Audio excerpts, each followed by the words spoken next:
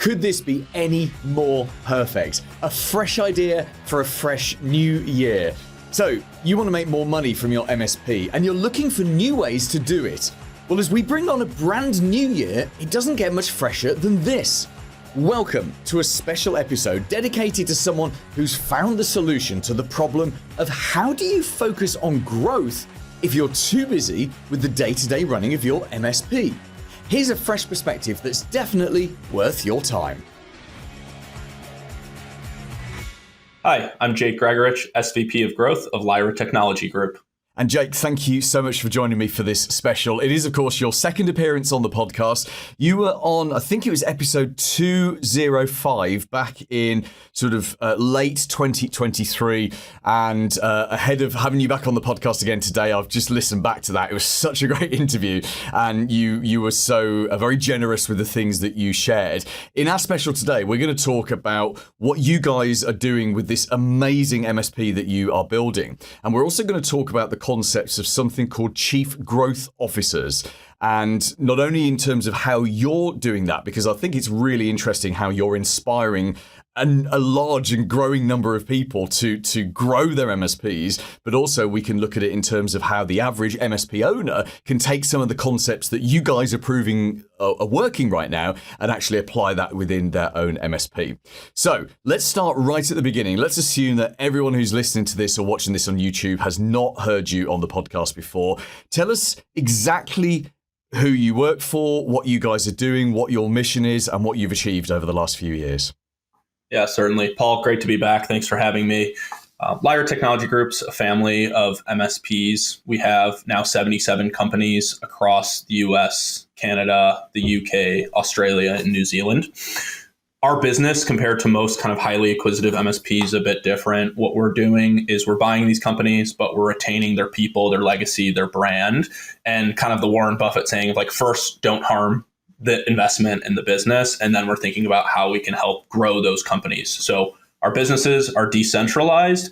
Lyra is a shared service to those 77 businesses. And what Lyra does to help is we arm them with knowledge, with talent and scale, kind of giving them some of what makes a big company great, but without the bureaucracy of top-down decision-making. Yeah, I love that. I absolutely adore your business model. So I guess from the customer's point of view, do they even know that the MSP that they may have been in a relationship with for a number of years, do they even know that it's changed hands? Do you tell people, or do you hide it, or is it a case of, right, we're part of something now, but actually it just gets better? You know, we don't change the name, we don't change the people. Yeah, so most private equity-backed MSPs will write into a deal that they're going to lose 30% of the customers within 2 years of doing the acquisition because of, they're kind of chopping up the business and it causes a lot of pain for the customer. We're not hiding the fact that we've made this investment into the business, but to the end user and to the end customer, they're not noticing a whole lot of change because we're not coming in and forcing this MSP into our way of doing things.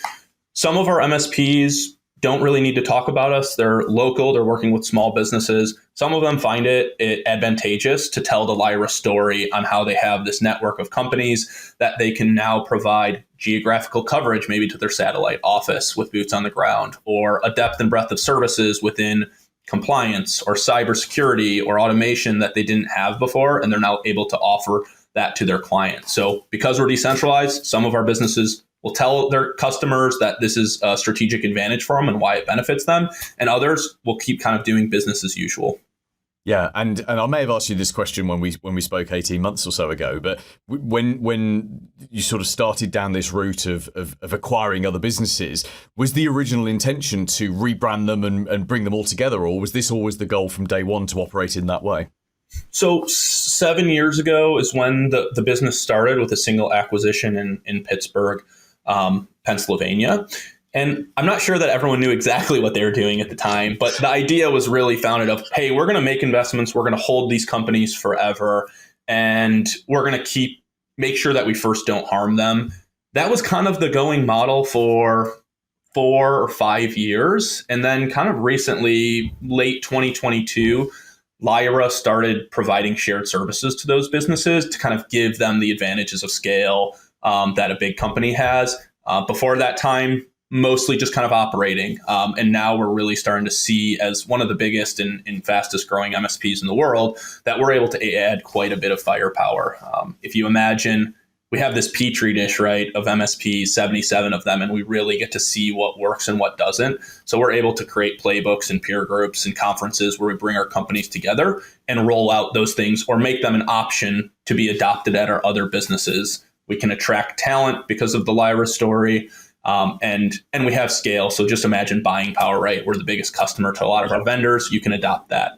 Geographical coverage, depth and breadth of services. Those are some things that you can opt into that make you a little bit, better and have a bigger advantage against kind of a sole MSP or even a private equity backed MSP that does kind of a centralization and roll up strategy. Yeah, I guess what you're doing feels more like we're on the cusp of 2025, aren't we? It's tomorrow. So it feels, what you're doing feels more like a more authentic 2025 way of doing it. Whereas the let's buy everything and change the name and centralize what we can and have a massive SOC and a massive NOC sitting in a city somewhere serving the entire country. That feels like a more command and control kind of way of doing it. It's interesting. I don't know if in the US you have the concept of garden centers. I think that might be a unique British thing, but I live in a village in the UK, and we a garden center used to be a place where you'd go to buy stuff for your garden, but they've morphed over years into, now they have restaurants and anything outdoors or anything in improving your home. And we have one down the road from us called Frost's, which has been family owned since like 1940 something. They used to grow the actual plants where the garden centre is. That's how it kind of started as two people back in the 40s selling plants. And that was actually acquired earlier this year, and no one knew. And the only reason we know is there's a tiny little logo that has appeared on their sign saying part of I think it's the Blue Diamond Group or something. And it's exactly the same business model that you're talking about here, where they've been acquired and now they've got all this back-end support, they've got incredible buying power, they've got access to new services and skills they wouldn't have had before, but it's still locally run, it's still locally operated, and the local people who are running the business in the village, they can make the decisions, which is really cool. So I expect that business to just get even better. And I think actually locals, if they'd seen the name change to like a national chain, you almost expect quality to come down and prices to go up. So that's why I say I love your business model. I have to ask, what are the downsides to you? Because obviously you're part of the management team growing the overall business. What are the downsides of that decentralized model?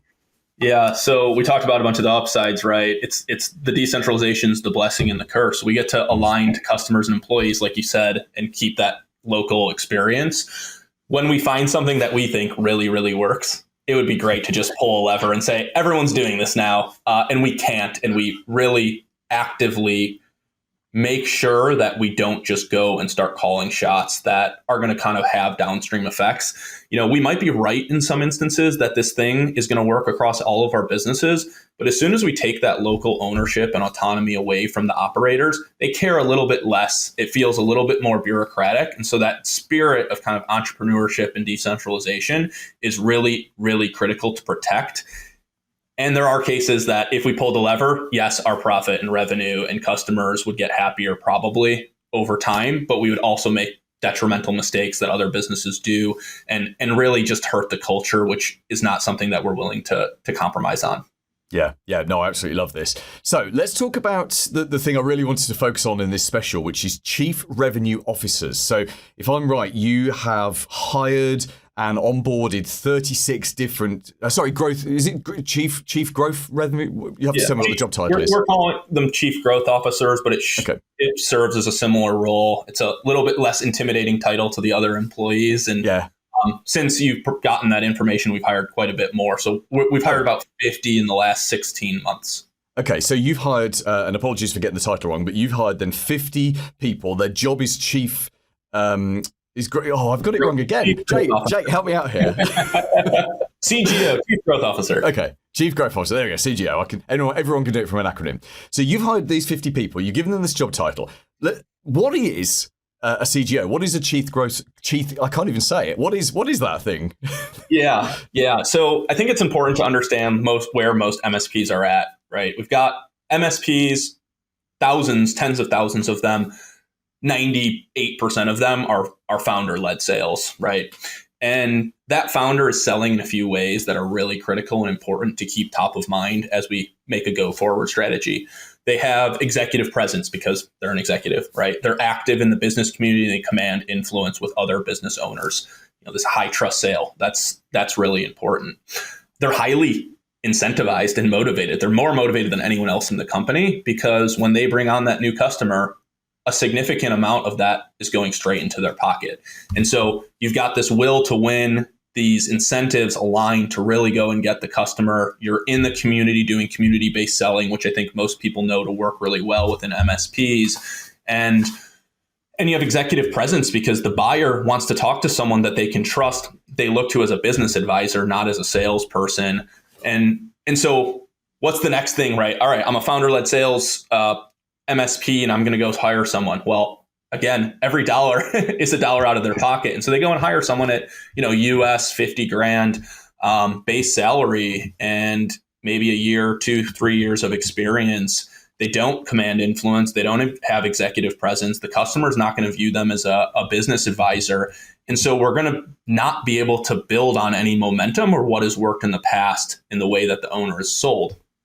That's the fundamental flaw that I see within MSPs when they do hiring. And so that owner tries, doesn't work, tries, doesn't work, tries, doesn't work. Maybe after 3 or 4 attempts at hiring this type of profile, they just kind of quit and they say, I guess I own sales forever. And so typically when a company joins Lyra, that's the state that they're in, is they've accepted, they've done well. They've been in business for 10, 15 years. They've gotten to, $1 million of EBITDA or around there.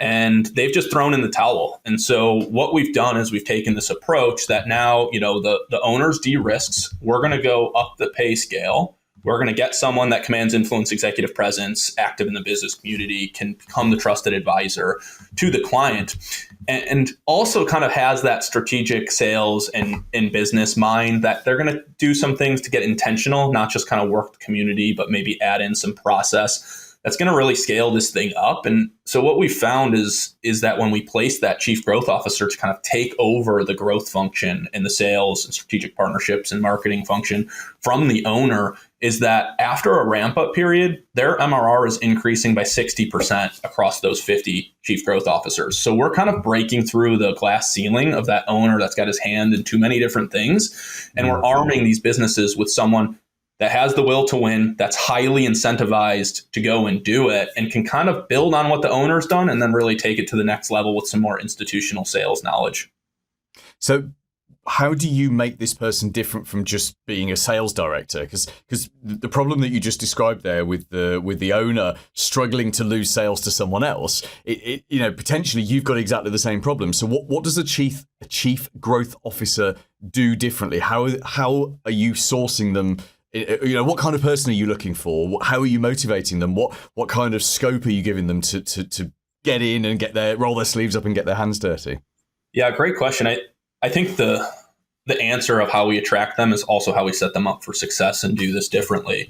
So when I'm going out and I'm having these conversations with potential candidates, we're looking for people with really high attributes. Maybe they have 3 at the minimum to 7 or 10 years of experience, but we're giving them their first C-suite title. We are putting them on the leadership team.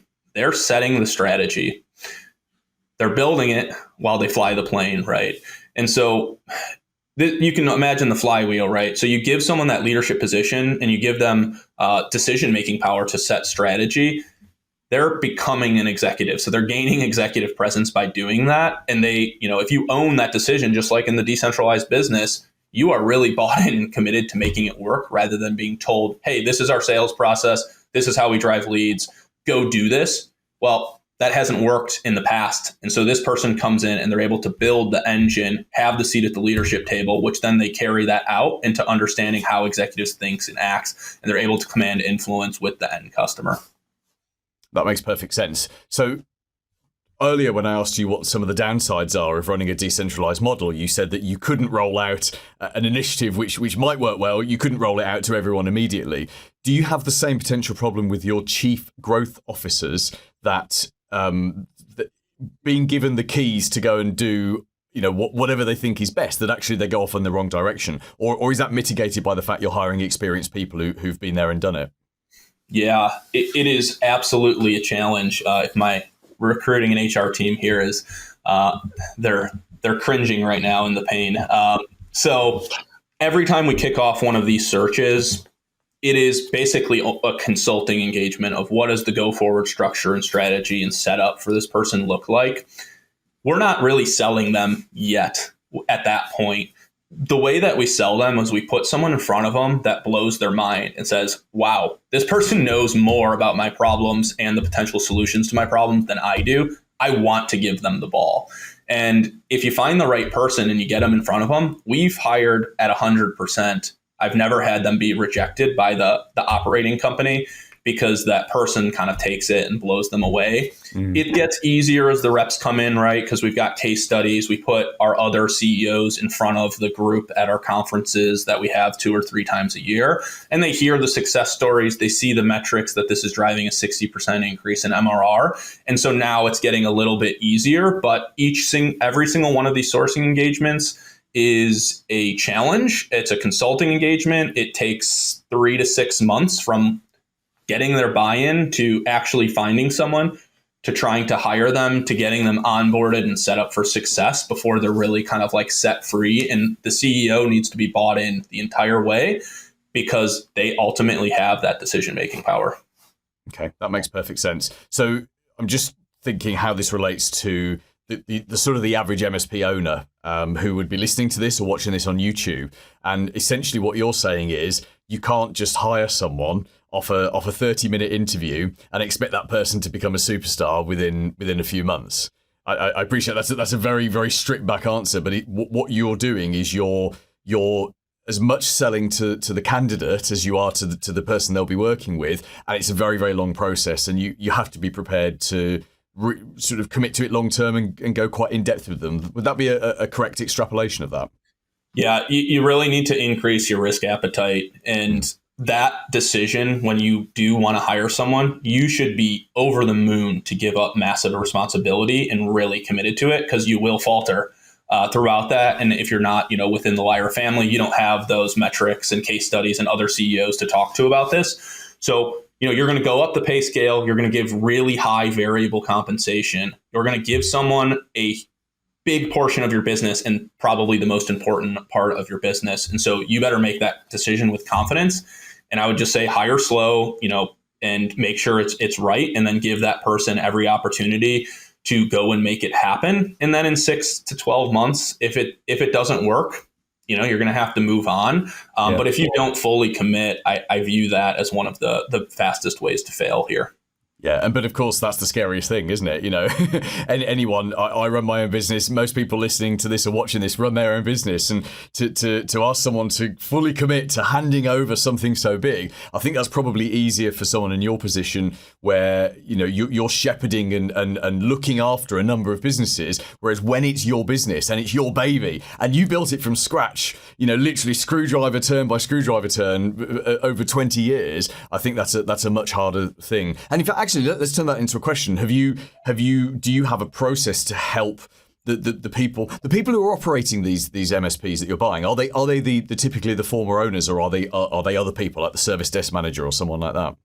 Yeah. So maybe in 40 or 50% of our businesses, the ex-CEO is still the current CEO of the business, and we've kind of rejuvenated them. They had planned to retire, but now they're a part of Lyra, and they've gotten really excited, and they've decided they want to do this at a different kind of scale with different level of resources, and they've been de-risked so they can go and take some shots maybe they always wanted to take.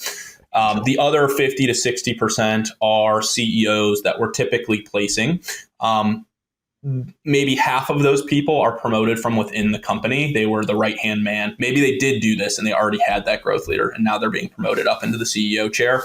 And then another half, we're going to go and find someone with, again, similar profile, right? High attributes, 5 to 10 years of career. And we're going to give them their first CEO title and say, hey, we know this is going to be bumpy for about 12 to 18 months, but typically what we'll find is someone with 15, 20 years of experience. They start up here and they're on this path. And then this person makes a bunch of mistakes and then takes off after them after about the 18-month period. So similar process on the CEO side that we go through hiring for about a third of our businesses. Got it. And when you're selling the idea of a chief revenue officer into a CEO who previously was the owner, because even though they might not have a financial stake, they don't own the business, they care for it still. It's still their baby, right? Especially if they've chosen not to retire and to stay carrying on looking after their baby for a while. Do you find it harder selling the chief revenue officer concept into them compared to the CEOs who've been hired for that job? Way harder. Every time. Way harder. They've done things a certain way for 10 years versus a CEO that's done things for 6 months or 12 months in a certain way. So change is a lot easier to enact. Those CEOs that were founders, they become the biggest champions though over time. And so I'm often, we have these internal referrals. Basically, it's like, hey, go talk to X, Y, and Z. They felt exactly the same way in the exact same setup. And here's kind of the outcome and where they're headed today. And so we use them as champions. Yeah, that makes perfect sense. Thank you for exploring and explaining this concept of and it's going to become a thing in my head now, a crutch of words I can't say. Chief Revenue Officer. It's like the word phenomenon. I've always struggled with that word, for example. I think it's probably the first time I've ever said that on the podcast. And I shall not be saying Chief Revenue Officer either, although it seems to be coming out easier now. Well, exactly. It's easy. You've been saying it for a long time, so it's easy for you.